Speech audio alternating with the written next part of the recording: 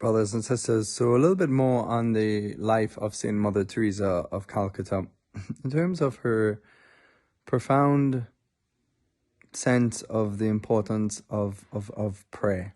You know, she once said that prayer is not meant to torture us. Prayer is there for us to lift our hearts and minds to God, to know that God is in our life, to keep our eyes upon Him. Actually, the psalm today in one of the psalms for morning prayer says, "Those are kept in peace whose minds are stayed on God." And I suppose this is the whole episode in the life of Christ where Peter jumps out the boat and he looks at the fear, he looks at the waves, he looks at all the temptation, he starts to sink, instead of keeping Christ in view. And all of us will face tragedies and struggles, and gosh, it comes in so many angles at us, in so many ways, whether it's, physical or emotional or through the sins that we struggle with, or the people in our lives, etc.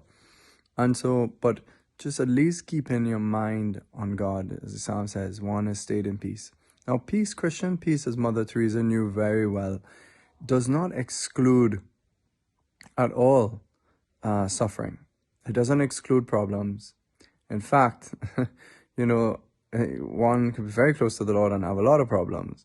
And it's just part of carrying that cross with Jesus for the salvation of souls. He's invited us into that cross with Him. But the Christian peace, Mother Teresa had this deep down in her soul, even in the midst of her anxieties of management and the sisters and the poor that she would serve and whatever. There's this fundamental, even amongst her darkness, her spiritual night that she was going through, of the sense of God's absence. But she knew God was there, and that there was a stability, there was a grounding, that there was a being rooted in Him that prevented despair, that prevented the kind of anxiety that comes from lack of faith, the anxiety that we can all struggle with because our faith wavers, which is really just goes to the depths of us and to pull the rug from under us, to lose our cool to despair. We know the difference between when we have peace in the Lord and we have challenges, versus the despair that really makes us frantic. And so, what would Mother Teresa say to us about maintaining peace? Well, she has this prayer that I think is very beautiful.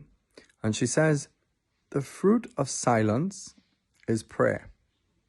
So we, brothers and sisters, we will fool ourselves if we think that, I pray just throughout the day in the business of my life and stuff. We're called to do that. But we do need moments. We need good moments of silence every day to be able to just stay our mind on God, to learn those who stay their mind on God will have peace, to realize that He is there. He's real. He's seeing me right now. He loves me. He's in me. He's dwelling in me in the Holy Trinity. He is in charge of my life. He knows what He's doing. He has a plan. He does send the cross, but He knows what He's doing when He sends the cross.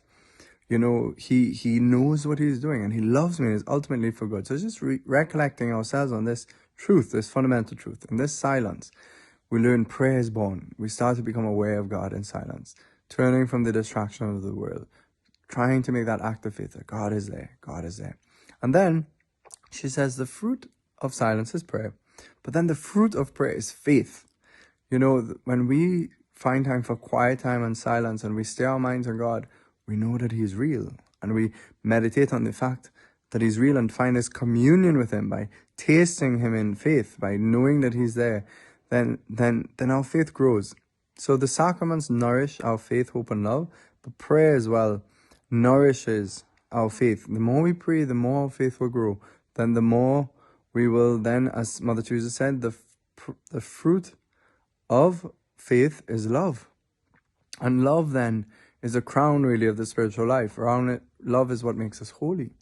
And so you could see already how she's already saying, if you don't find silence, how are you going to really find prayer? How are you going to really have a deep faith? And how are you really going to fill up with love? Because it's our contact with God that allows our hearts to be transformed from hard rocks into real love. And love is, it's not just an emotion or sentiment. Love also means doing what God wills for us, doing the commandments that God has planned for us. And so the fruit of our faith is love. And that is God's ultimate commandment. Love God above all things and love your neighbor as you love yourself. And then Mother Teresa would say, okay, well, the fruit of love is love of others and service of others. So that's what she saw. She could not have served all those homeless people, the worst situations, if she didn't have her silence, that she didn't then have her prayer, that she didn't just have her faith and then love to serve. And lastly, she would say the fruit of service of others and giving your heart away to God and serving God is peace. So you see, that's where the peace of heart is.